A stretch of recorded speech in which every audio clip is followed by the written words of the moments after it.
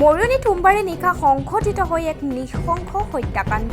Covid vaccine লৈ ঘৰলৈ উভতি অহাৰ পলম হোৱাৰ বাবেই স্বামীয়ে হত্যা কৰিলে পত্নীক। কিউজন থানাতে আমাৰ আউটপোস্টত আছে। তেখেতে নিজে গৈ পেলাই আমাক জনালে যে এনেকৈ তেখেতৰ ৱাইফে সুইচাইড কৰিছে। আমি আহি পেলাই ইয়াতে পালোঁ, ডেড বডিটো পালোঁ, তাত ইঞ্জুৰি মাৰ্ক আছে।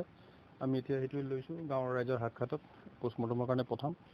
ইঞ্জুৰিত আছে, বিভিন্ন ইঞ্জুৰি আছে, সেইটো পোষ্টমৰ্টমত ল'ব এতিয়া কি হৈছে আচল ঘটনাটো। চেলেঙাত আৰক্ষী চকীৰ অন্তৰ্গত নতুন লুণপুৰীয়াত সংঘটিত হৈছে এই ঘটনা।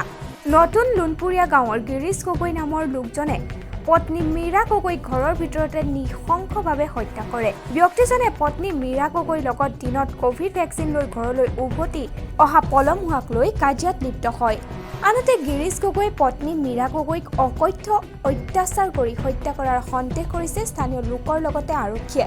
পত্নীক হত্যা কৰাৰ পাছতে হত্যাকাৰী গিৰিশ গগৈয়ে সমীপৰ চেলেঙাত আৰক্ষী চকীত উপস্থিত হৈ আত্মহত্যা কৰা বুলি অৱগত কৰে। আৰক্ষীয়ে মহিলাগৰাকীৰ মৃতদেহ উদ্ধাৰ কৰাৰ পাছতে গিৰিশ গগৈক গ্ৰেপ্তাৰ কৰে। পৰিয়ালৰ লোকে জানিবলৈ দিয়া মতে গিৰিশ গগৈ পত্নীক দীৰ্ঘদিনৰ পৰা সন্দেহৰ বশৱৰ্তী হৈ নিৰ্যাতন চলাই আহিছিল। এই ঘটনাই অঞ্চলটোত চাঞ্চল্যৰ সৃষ্টি কৰিছে।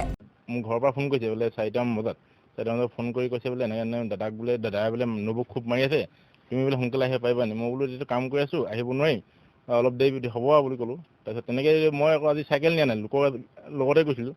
সেইবুলি আকৌ বেলেগ এখন গাড়ীত আহিলোঁ বাৰু। আহি দেখিলোঁ অলপ দুইটাই কাজিয়া লাগি আছে আৰু খুটু খাটাকে সদায় লাগি থাকে দুইটাই মতা মাইকী। বোলো আজি তেনেকৈ লাগি আছে বুলি ভাবিছিলোঁ আৰু আহিব নোৱাৰোঁ মানে, আহিলে মানে মোকে আকৌ সি উল্টাই দম দিয়ে বা সেই মাৰপিট কৰে মোকে। নিজৰ কোৱাটো হয়, ডাঙৰ কোৱাটো। মৰিয়নিৰ পৰা দীপক জোন দত্তৰ ৰিপৰ্ট, নিউজ টুডে অসম।